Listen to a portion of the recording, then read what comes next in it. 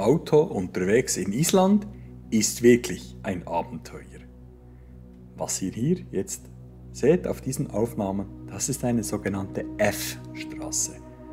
Und wenn ihr schaut, wie da die Straßen Schlaglöcher haben und in welchem Zustand das sie sind, wisst ihr auch, wieso das viele Anbieter empfehlen, man soll einen 4x4-Wagen mieten. Aber an die Straßenverhältnisse gewöhnt man sich recht schnell und fährt entsprechend anständig.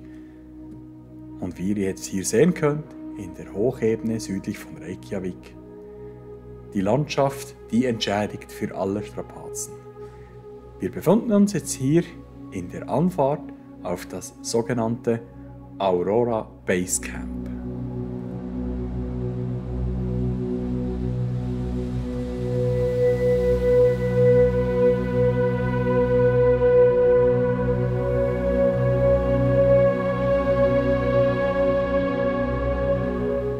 Den Verfärbungen nach zu urteilen, ist das hier noch nicht so lange eine ruhige Zone.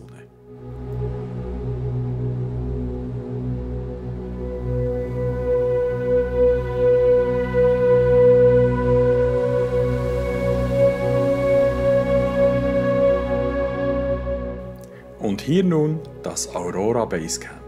Die Aurora Lodge im Aurora Base Camp ist eine gemütliche und schwach beleuchtete geodätische Kuppel, die mit Tischen und Bänken ausgestattet ist und viel heiße Schokolade zum Aufwärmen in der kalten Winternacht bietet. Die Lodge ist gedacht, ist ein bisschen außerhalb, ohne künstliche Beleuchtung, um die Nordlichter noch besser sehen und fotografieren zu können im Winterhalbjahr.